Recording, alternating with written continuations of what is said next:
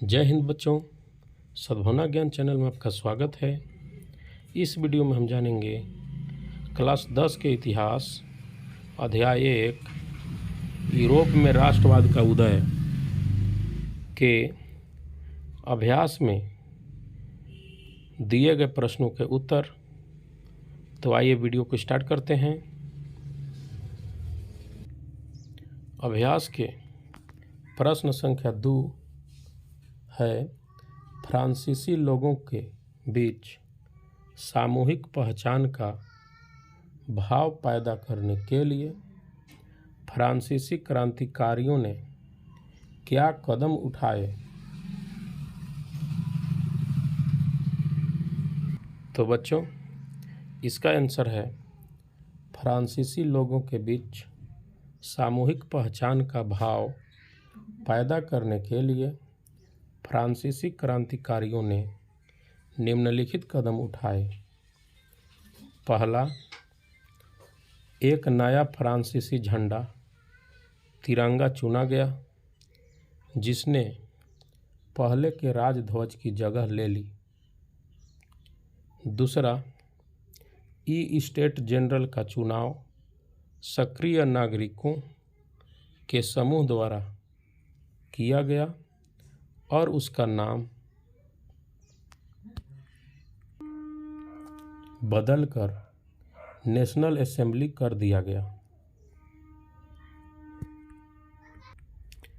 तीसरा पॉइंट है, नई स्तुतियाँ रची गईं, शपथें ली गईं, शहीदों का गुणगान हुआ और यह सब राष्ट्र के नाम पर हुआ।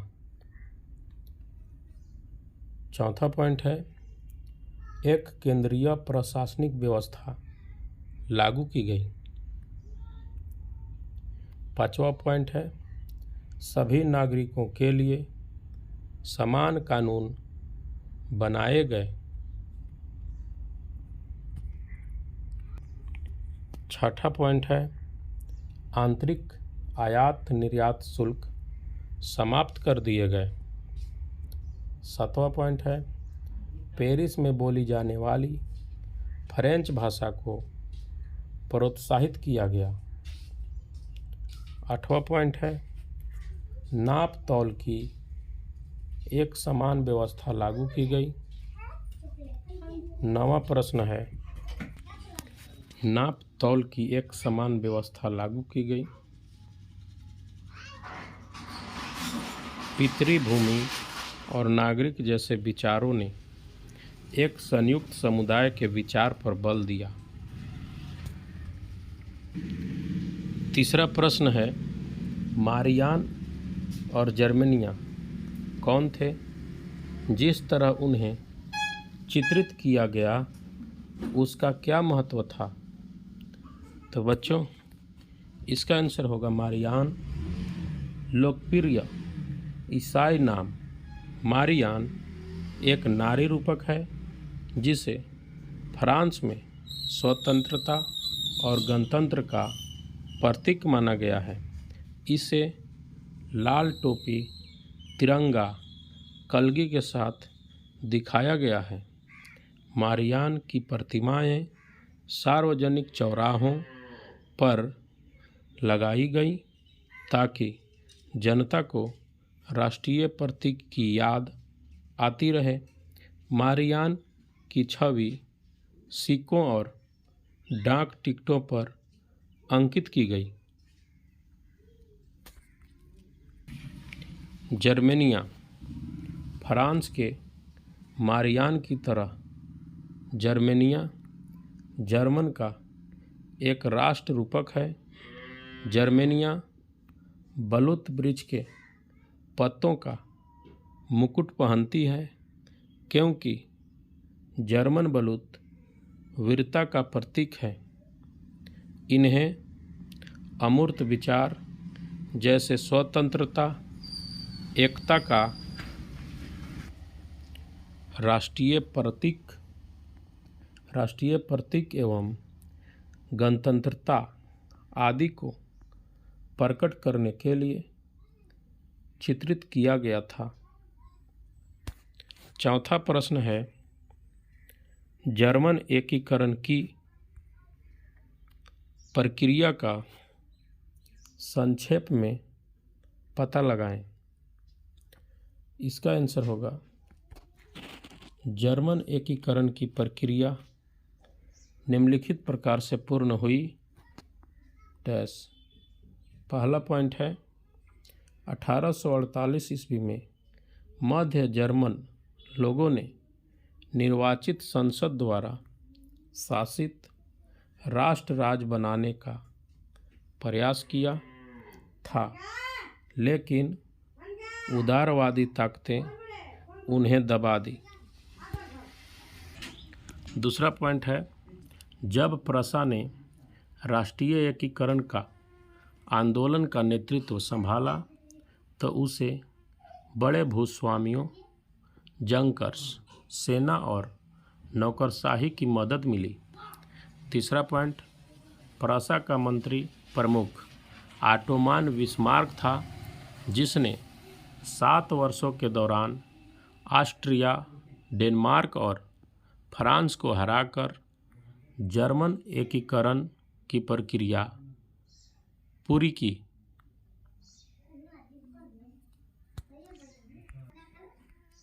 चौथा पॉइंट है, 18 जनवरी 1971 को वर्साय के शीश महल में एक समारोह में प्रसा के राजा विलियम प्रथम को जर्मनी का सम्राट घोषित किया गया।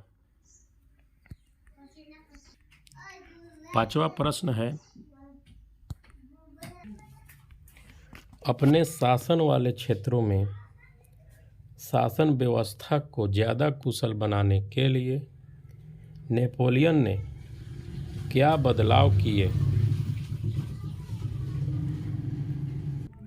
तो बच्चों, इसका आंसर होगा, अपने शासन वाले क्षेत्रों में शासन व्यवस्था को ज़्यादा कुशल बनाने के लिए नेपोलियन ने निम्नलिखित बदलाव किए।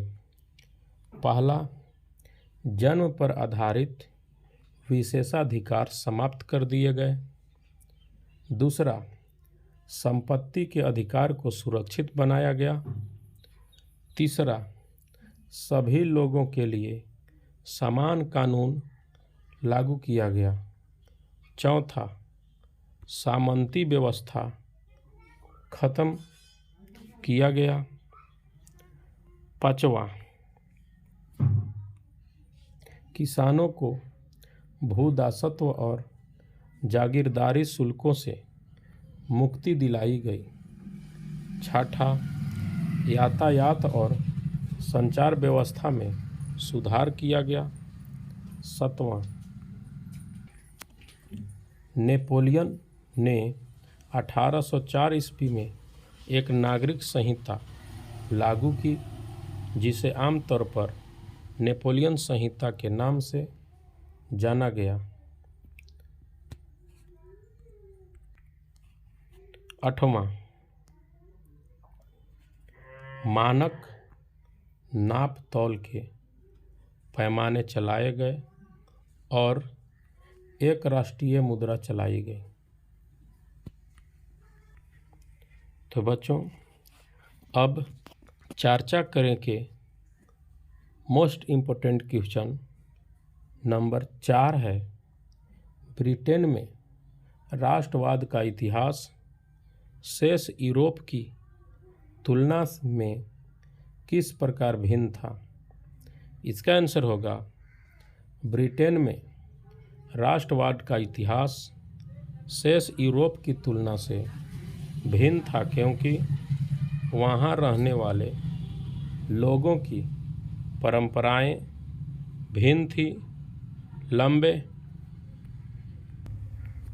संघर्ष के बाद आंग्ल संसद ने 1688 ईस्वी में राजतंत्र से शक्तियां छीन ली और एक राष्ट्र राज्य का निर्माण हुआ, जिसका केंद्र इंग्लैंड था। इंग्लैंड और स्कॉटलैंड के बीच 1707 ईस्वी में एक्ट ऑफ यूनियन से United kingdom of great Britain का गठन हुआ। इसका 5वां प्रश्न है, बाल्कन प्रदेशों में राष्ट्रवादी तनाव क्यों पनपा? इसका आंसर होगा, बाल्कन प्रदेशों में राष्ट्रवादी तनाव निम्नलिखित कारणों से पनपा। पहला, बाल्कन राज्यों के बहुत से नागरिक ईसाई थे, परंतु टर्की के मुसलमान के गुलाम थे और मुसलमान उन पर अत्याचार करते थे। दूसरा पॉइंट है, 19वीं सदी में टर्की का साम्राज्य काफ़ी शिथिल अर्थात कमज़ोर हो गया था और उसे यूरोप का बीमार कहा जाने लगा था। तीसरा पॉइंट है, टर्की की इस कमजोरी ने बाल्कन प्रदेश के लोगों को टर्की के विरुद्ध विद्रोह करने के लिए प्रोत्साहित किया। चौथा पॉइंट, फ्रांस की क्रांति और नेपोलियन के युद्धों ने राष्ट्रवाद की भावना को बढ़ावा दिया, जिसके प्रभाव में बाल्कन प्रदेश के लोगों ने स्वतंत्रता के लिए संघर्ष छेड़ दिया।